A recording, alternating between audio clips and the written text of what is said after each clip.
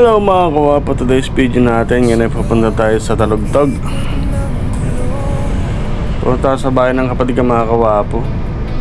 So hindi nataanan ngayon natin mga kawapo is dito sa may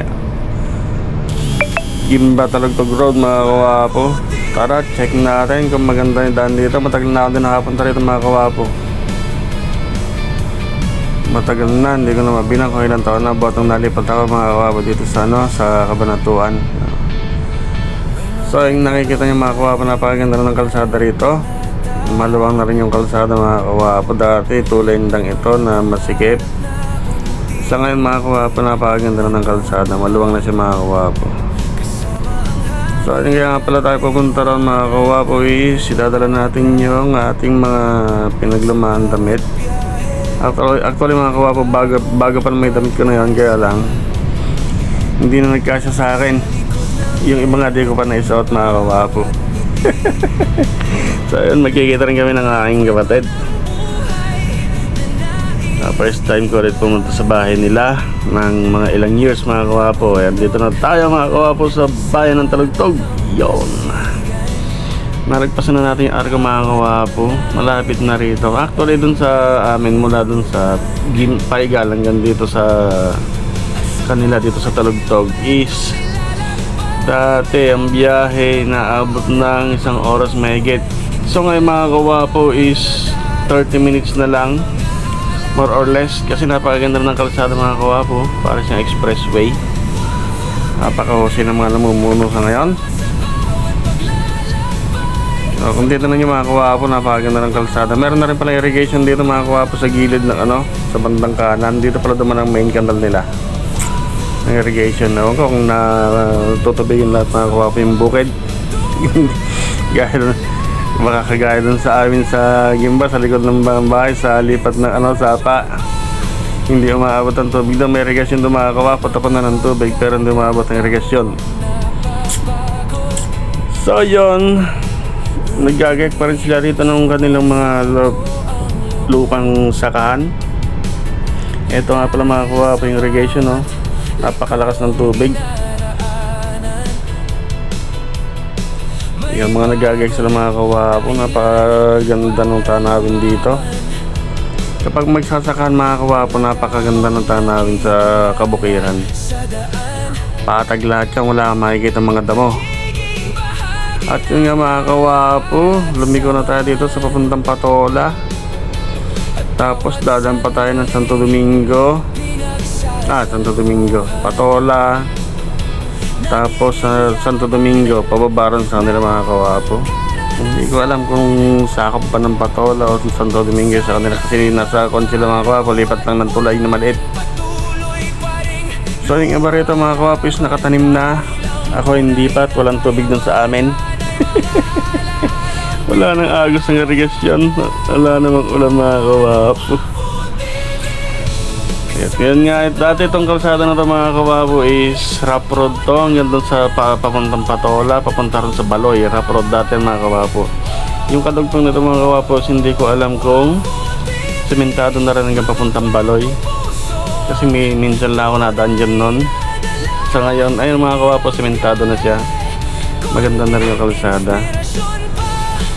So, madali na lang puntahan yung bahay ng kapatid ko. At ngayon nga mga kawapo, dito na tayo malapit sa Patola. At ito, madadaanan natin ng school. School ba ito? Ayan o, we love Patola. Yan, matagal na rin yung kalsada nila rito mga kawapo. Yan, na durog-durog na rin. Kakadaan siguro ng mga traktora.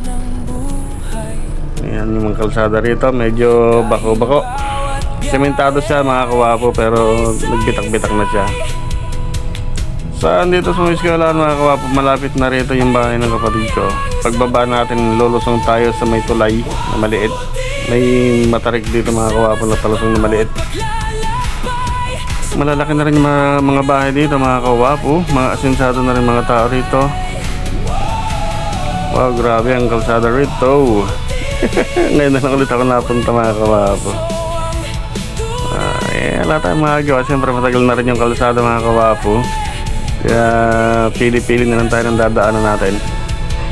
Meron na rin pala rito resorts. Ayun o. So ayun, pababa na tayo mga kawapo. Ito yung sinasabi kong matarik na pababa. Hanggang sa may maliit na tulay. May maliit na tulay dito mga kawapo. Simentado na rin pala yung kalsada rito. Matagal na natin napunta rito mga kawapo. Kaya lang medyo durug-durug na rin sa pagkakasimento. So yan, dito na tayo sa may tulay. Yan, napakakipot ng tulay na to. Malalim ito mga kawapo. At dito, simentado na rin yung kalsada rito sa papuntang sa utol ko. Ang dami nila alaga oh. Sari-sari. Sarap ng tumira dito sa bukid. Yan, simentado na rin dito mga kawapo. Kaya lang medyo durog na rin yung pagkakasimento ng kalsada. Buti pala sila rito, nakatanim na. Ako hindi pa. At dito rin sa bandang kanan mga kawapo, meron daw pinapatay yung resorts dyan. Taga Bulacan daw may ari. Sabi ng utol ko, ewan natin kung magkiklik. Maluwang daw mga kawapo yung resort dyan. Mamimili ka talaga ng daw mga kawapo kahit na semento yung daan dito. Yan, nakarating ako mga kawapo. Awa ng Diyos ng safety at walang nangyari masama. Ayun, natatanong ko na ito siguro yung bahay ng aking utol. Yan yung bahay ng aking utol mga kawapo. At least kahit papano napasemento na rin yung bahay niya. Dati kubrang din yung bahay niya mga kawapo. Gaya nung nag-umpisa ako, kubrang din yung bahay namin no, nung unang kasal namin ng misis, nung unang pagsasama namin.